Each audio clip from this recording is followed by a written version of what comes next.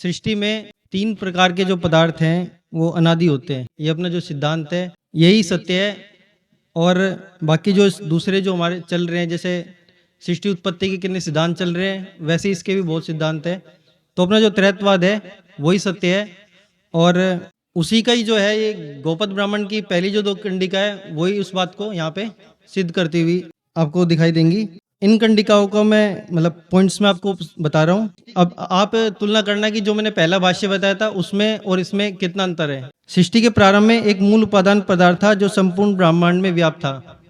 तो सबसे पहली बात ये कहते हैं कि एक पदार्थ था प्रकृति, जिसके बारे में आचार्य जी ने पहले सत्र में उसके 30 नाम जो महर्षि ब्रह्मा और महादेव शिव जी के द्वारा जो महाभारत में वर्णित है। दूसरी बात आती है कि जो परमात्मा था उससे भी अधिक व्याप्त था। तीसरा है कि जो ब्रह्म एक रस होकर संपूर्ण जड़ उपादान पदार्थ एवं सभी बद्ध और मुक्त जो जीव है उनमें व्याप्त रहता हुआ उन सब पर शासन करता है। 3 सत्ताएं हैं, आत्मा, परमात्मा और प्रकृति। प्रकृति सब जगह व्याप्त थी, वही एक पदार्थ है, और परमात्मा उससे भी ज्यादा व्याप्त है, उन सब के अंदर एक रस भरा हुआ है। इसका मुझे सबसे जो अच्छा उदाहरण मुझे समझ में आता है वह है कि जैसे एक बर्फ का टुकड़ा पानी के अंदर है, तो पानी उस बर्फ के अंदर भी होती है और बाहर भी होती है। तो वैसे था ये। और वो ऐसा पदार्थ ऐसा नहीं था कि वो पदार्थ इधर उधर जा रहा था, गति तो थी नहीं उसमें सारे में, पर ऐसा भी नहीं जो पूरा पदार्थ है वो एक साथ कहीं जा रहा हो। वो पूरा का पूरा परमात्मा के नियंत्रण में था। जहां तक हमारी दृष्टि में उस पदार्थ का कोई अंत नहीं है। मनुष्य जो है कभी भी इस ब्रह्मांड का ही छोड़ नहीं पा सकता कि ब्रह्मांड कितना विशाल है। जितना आप जाते जाएंगे ये उससे और अधिक आपको मिलता चला जाएगा। ब्रह्मांड एक ही है। जो दूसरी बातें चलती है मल्टीवर्स और ये, यदि ब्रह्मांड या यूनिवर्स इसका मतलब वो है जहाँ पे सृष्टि हुई है तो वो एक ही है। यदि एक गैलेक्सी माने या क्लस्टर ऑफ गैलेक्सी माने तब ज्यादा हो सकते हैं। उसके बाहर भी ये पदार्थ था, अभी भी है ये पदार्थ, अभी भी सब जगह है, हमारे अंदर है, संपूर्ण ब्रह्मांड में जहाँ सृष्टि है और जहाँ नहीं है उसके बाहर भी ये पदार्थ है। और परमात्मा वो इसके भी बाहर है। परमात्मा के लिए इसकी सीमा है, उसकी सीमा सिर्फ वही जानता है। तो ये सारा पदार्थ जो है परमात्मा के नियंत्रण में था। सृष्टि के पूर्व में पदार्थ की इस अवस्था का अन्य कोई विकल्प नहीं। यहाँ पे महर्षि जोड़ दे के कह रहे हैं कि इसके अलावा इसका कोई अन्य विकल्प नहीं। जैसे मोक्षा जी बता रहे थे कि जो हमारे ऋषि होते हैं वो पहले से ही कॉन्फिडेंस के साथ पहले ही उसमें कह देते हैं कि ये बात जो मैं दावे के साथ कह रहा हूँ। उनके ज्ञान में कोई डाउट नहीं होता उनका। सृष्टि के प्रारंभ में ब्रह्म परा ओम रश्मि को उत्पन्न व सक्रिय करता है। इसको थोड़ा सा समझते हैं। जैसे हमने बताया कि जो प्रकृति है वो अक्षर रूप है, ये बार बार बात आ रही है। तो वो अक्षर वो ऐसे कोई आकृति नहीं है, वो एक जो ध्वनि, जैसे मैं ओम बोल रहा हूँ तो ये तो व्याकृति है। वो जो अवस्था है वो ना व्याकृति है, न मध्यमा है, न पश्यंती है। जो परारूप है, परारूप भी अव्यक्त रूप में, उस अवस्था में वो अक्षर थे। और जिनको भगवान मनु कह रहे हैं कि जिसके बारे में जिसको पूरी तरह से कभी नहीं जाना जा सकता। एक उदाहरण लेता हूँ, जैसे सबसे सिंपल उदाहरण है, जैसे कैलकुलेटर होता है, आप उसके अंदर 0 से लेके 9 तक के नंबर टाइप कर सकते हैं। इसके बाहर आप कुछ नहीं टाइप कर सकते उसमें। उसका कोडिंग यही है। आप उन्हीं में से आपको दबाना पड़ेगा, और दबाने से पहले जो वो अक्षर है वो अव्यक्त रूप में है। जिसको भी आप ऊर्जा देंगे वही वहां पे उत्पन्न हो जाएगा। वहां पे पहला जो पॉइंट है वहां पे सारे हैं, 0 से 9 तक की सबकी संभावना है अव्यक्त रूप में। जिसको भी आप प्रेस करेंगे वहां पे व्यक्त हो जाएगा। तो उदाहरण है ये। मतलब जो प्रकृति है उसका स्वरूप ऐसा है, अक्षर जिसको उससे ज्यादा जिसका शरण नहीं होता, अक्षर पे आके प्रकृति जो पदार्थ है वो अक्षर पे आके समाप्त हो जाता है। इसमें जो ओम है वो ही एक ऐसा स्पेशल अक्षर है जो इन 3 वर्ण है उनको संयुक्त रूप में भी वो अक्षर रूप में रहता है। ये उसकी विशेषता है। और वो हमेशा रहता है, ऐसा नहीं कि वो कभी उत्पन्न, क्योंकि तीनों सत्ताएं अनादि है, प्रकृति भी, परमात्मा भी और जीवात्मा भी। ये कभी ना जन्म लेते, ना कभी मरते, ना कभी इनका शरण होता। ये हमेशा एक जैसे रहते हैं। प्रकृति में विकृतियों के पूरा संसार बनता है, पर परमात्मा और आत्मा में कभी विकार नहीं आता। तो वो जो ओम है, ओम के अंदर परमात्मा है। और जब सृष्टि को उत्पन्न करने का समय आता है, जैसे हम सो रहे हैं तो हमारे अंदर से एक इच्छा उत्पन्न होती है, और उस इच्छा के साथ ही हम सुबह उठ जाते हैं। वैसे ही जो परमात्मा है, ऊर्जा है, वो उसको देता है। महाप्रलय काल में भी जो ओम रश्मि है वो विद्यमान रहती है। परमात्मा उसके अंदर है, पर वो कुछ कर नहीं रही है, ओम रश्मि किसी दूसरे पदार्थ को प्रेरित नहीं कर रही है। तो पूरा जो महाप्रलय काल है उसमें परमात्मा उस ओम रश्मि के अंदर है। ये ठीक वैसी है जैसे हमारे शरीर में आत्मा है, वो चेतन है, और ये जो शरीर है ये जड़ है। वैसी जो ओम रश्मि है वो एक प्रकृति का एक भाग है, जड़ पदार्थ है, और उसके अंदर परमात्मा है। ओम ब्रह्म के सभी गुणों की अभिव्यक्ति परा ओम रश्मि के माध्यम से होती है। जैसे जब तक हम सोए हुए हैं, मैं क्या हूँ कोई नहीं जानता, मेरे जितने भी गुण है, मेरे अंदर जितना ज्ञान है, जो भी है वो कोई नहीं जानता। मेरी सारी अभिव्यक्ति शरीर के माध्यम से होती है। वैसे ही जो परमात्मा है उसके जो गुण है उसकी अभिव्यक्ति ओम रश्मि के माध्यम से होती है। और ऐसा नहीं कि मतलब पूरा पूरा उसके माध्यम से होगी।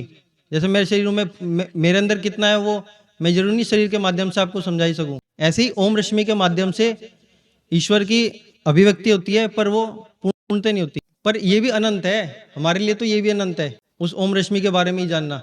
परमात्मा मतलब अपना पूरा सामर्थ्य नहीं लगा देता है सृष्टि को बनाने में, उसके कुछ सामर्थ्य से ही ये पूरी सृष्टि का निर्माण हो जाता है।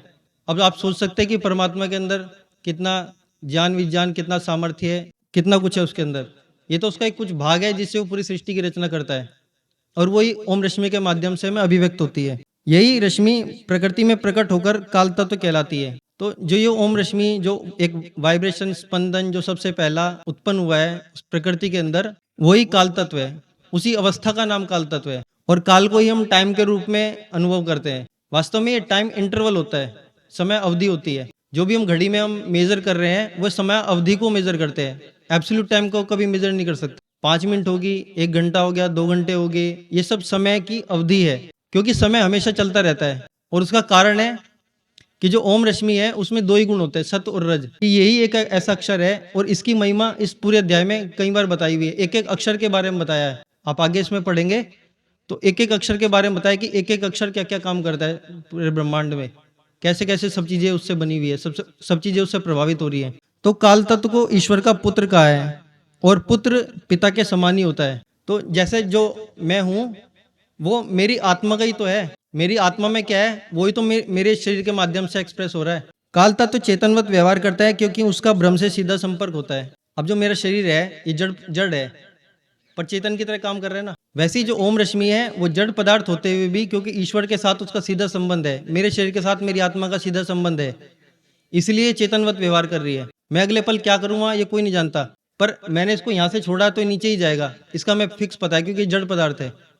पर चेतन है वो स्वतंत्र होता है, उसका हम नहीं बता सकते कि वो क्या करने वाला है। ये ओम रश्मि है, ठीक वैसे ही जैसे हमारा शरीर है वो चेतनवत व्यवहार करता है, साथ ही वह प्रकृति का अंग होने से जड़ भी है।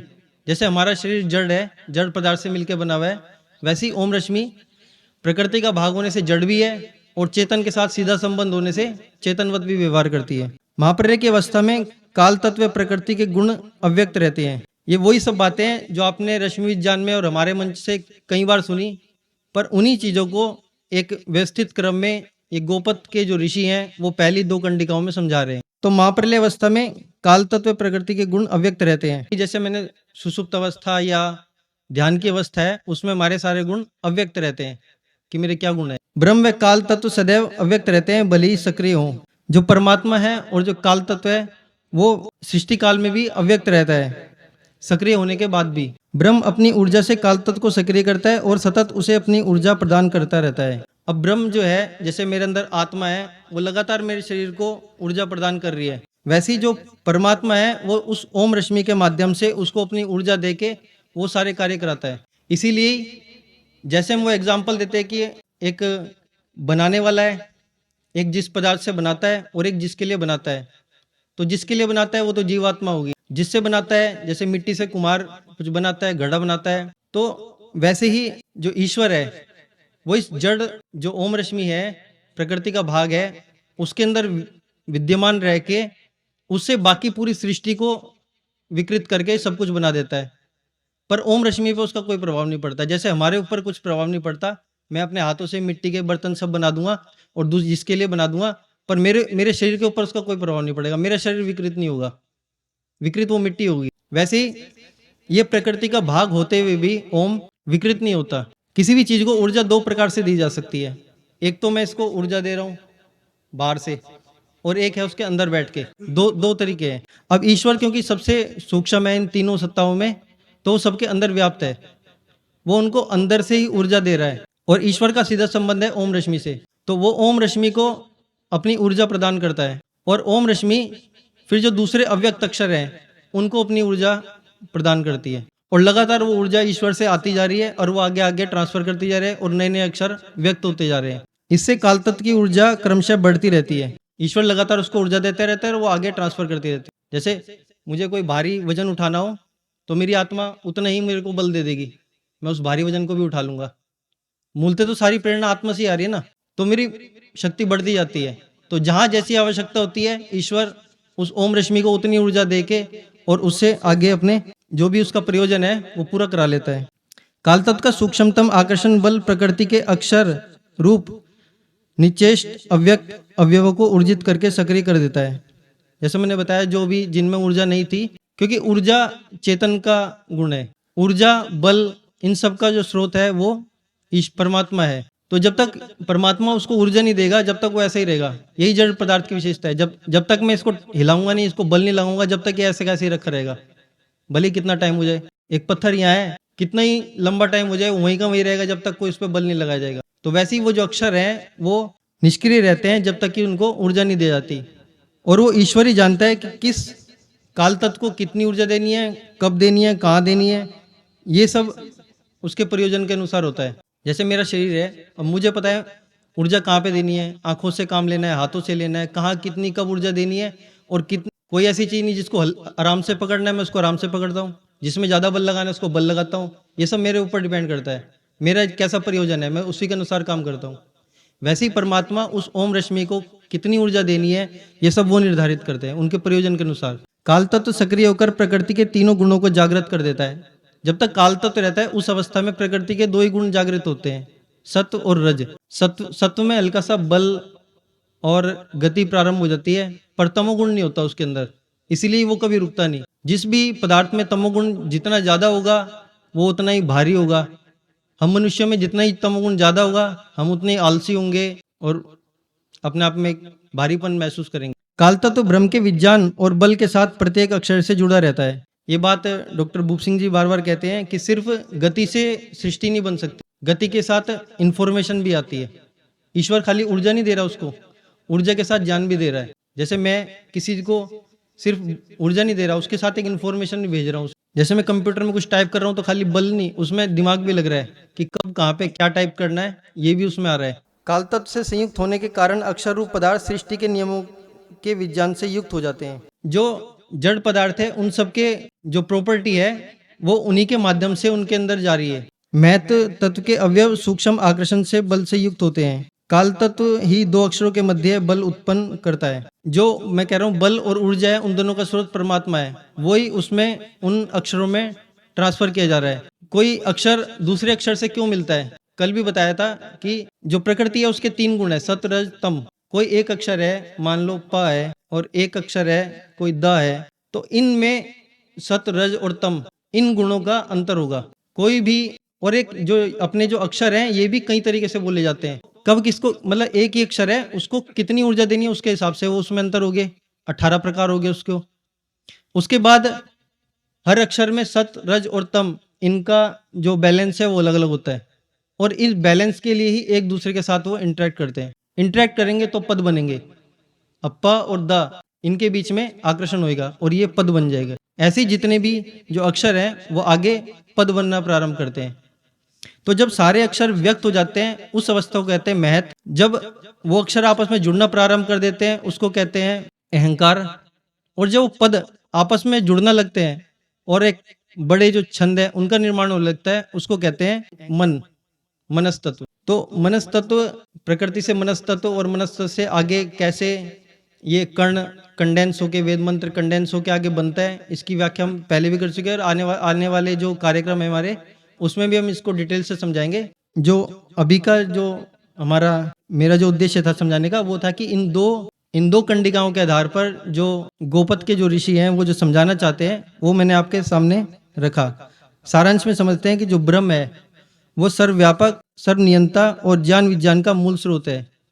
अर्थात सारा बल, और उसके साथ ज्ञान विज्ञान जो है वो उस परमात्मा के द्वारा उस ओम रश्मि में आ रहा है, ओम रश्मि के द्वारा उन अक्षरों में आ रहा है, अक्षर आपस में जुड़ के पद बन रहे हैं, पद आपस में जुड़ के मंत्र बन रहे हैं और मंत्र बाद में कंडेंस होके एलिमेंट्री पार्टिकल्स बन रहे हैं और उन्हीं से अपना ये शरीर बना हुआ है। तो सूक्ष्मता से विचार करेंगे तो अपना जो पूरा शरीर है मूलतः ये अक्षरों का ही एक संघात है। और उन अक्षरों को ऐसा नहीं है कि परमात्मा ने एक बार ऊर्जा दे दी और छोड़ दिया, वो लगातार ओम रश्मि हर एक अक्षर के साथ जुड़ी हुई है, वो उसका इंजन है, वही उसको दूसरे के साथ लेके जाती है, वही दो मंत्रों को आपस में मिलाती है। ऐसा नहीं कि एक बार करके छोड़ दिया, अब मैंने इसको एक बार करके छोड़ दिया, ऐसा नहीं कि फिर ये अपना आप ही काम करता रहेगा, उसको वो लगातार ऊर्जा देता है। इसलिए कहते हैं कण कण में जो ईश्वर है वो ऐसे कार्य कर रहा है। और जैसे मैं हूँ, मेरा नाम विशाल है, तो ये मेरे शरीर का नाम भी है और इस आत्मा का नाम भी है।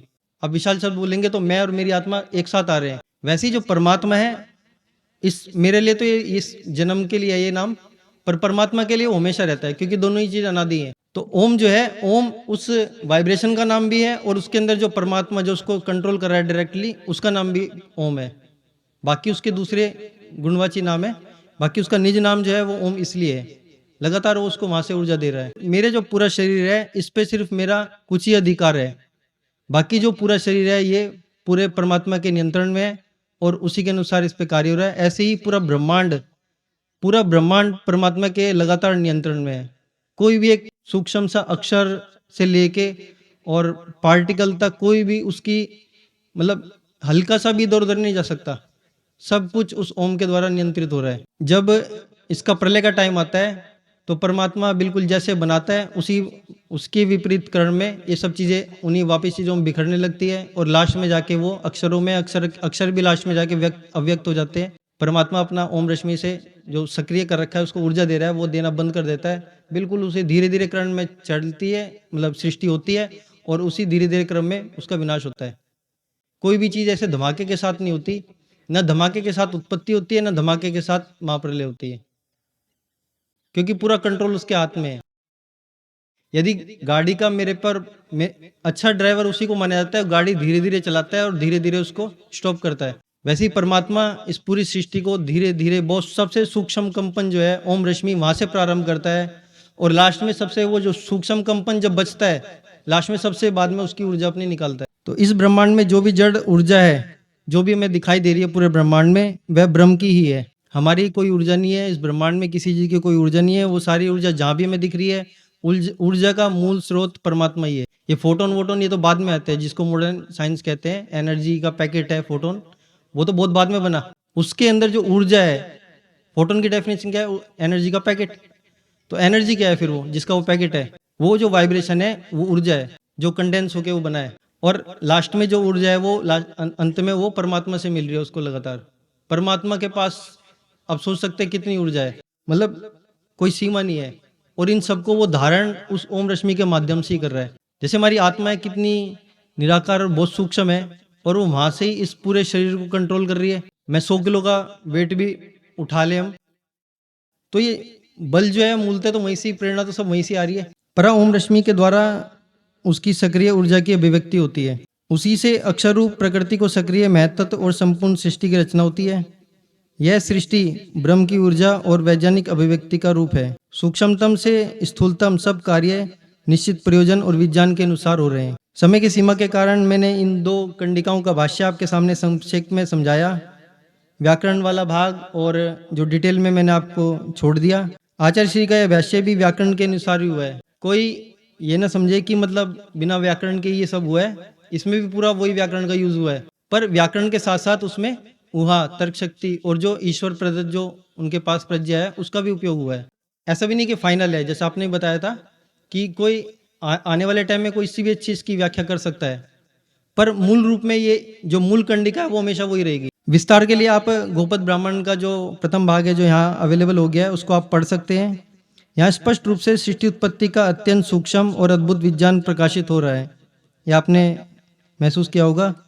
गोपद ब्राह्मण के इस भाग को पढ़ने पर आपको बहुत ज्ञान विज्ञान मिलने वाला है और उससे कहीं अधिक आपको इसके चिंतन से प्राप्त होगा। खाली पढ़ने से हमें नहीं मिलता जब तक कि उस पर चिंतन न करें। मेरा कहने का मतलब है कि बहुत सारी बातें आपको इसके चिंतन के बाद प्राप्त होंगी। हरे ऋषियों के ग्रंथों की यही विशेषता होती है कि उनके एक लाइन पढ़ी और फिर आप उसको आप ध्यान में बैठ के उसके ऊपर चिंतन करते जाओगे और आपको मिलता चला जाएगा। ये वेद मंत्र इसमें सबसे आदर्श है। वेद मंत्र आपने एक ले लिया, ऋषि ऐसे ही करते थे, एक वेद मंत्र ले लिया, उसका सामान्य अर्थ उनको पता लग गया। अब उसकी वो डिटेल निकालते निकालते निकालते मतलब पूरी जिंदगी भी आपकी कम पड़ जाएगी। ऐसे ही आप आचार्य श्री के, जैसे मैंने इनका तुलना की है दूसरे ग्रंथों की और इनकी, तभी आदमी का आपको महत्व पता लगता है। जब तक आप पहले का नहीं पता लेंगे, पहले कैसा था और अब क्या है, उसके बीच में आप वो नहीं कर सकते, उसका महत्व आपको तब तक नहीं पता लगेगा। जैसे यहाँ भवन बनने से पहले क्या था, जब तक आपको वो नहीं पता लगेगा तब तक आपको उसकी महत्व का नहीं पता लगेगा कि बनाने वाले ने वहाँ से और यहाँ तक कैसे बनाया है। तो जब आप वेद विज्ञानालो ऐतरेय ब्राह्मण के जब आप पहले वाले भाष्य पढ़ेंगे और ये वाले भाष्य पढ़ेंगे, निरुक्त के आप पहले भाष्य पढ़ेंगे और ये वाले, दोनों को पढ़ना चाहिए। ऐसा नहीं कि अब आपने ये वाला कर दिया तो पहले वाले की कोई जरूरत नहीं है, उसको भी पढ़ना है। उसको पढ़ के देखना है कि वहाँ पे कैसे और यहाँ पे कैसे, कहाँ तक कैसे पहुँचे वहाँ तक। इन सब ग्रंथों की आप तुलना करके अन्य विद्वानों के भाष्य से आप तुलना करेंगे तो आप स्वयं अनुभव करेंगे कि कौन से भाष्य ऐसे हैं जो वेदों की गरिमा बढ़ाने वाले हैं और कौन से भाष्य ऐसे हैं जो वेदों की गरिमा गिराने वाले हैं। कौन सा भाष्य वेदों ऋषियों के वास्तविक ज्ञान विज्ञान को प्रकट करने वाला है। इन्हीं शब्दों के साथ मैं अपनी वाणी को विराम देना चाहूँगा। ओम शम।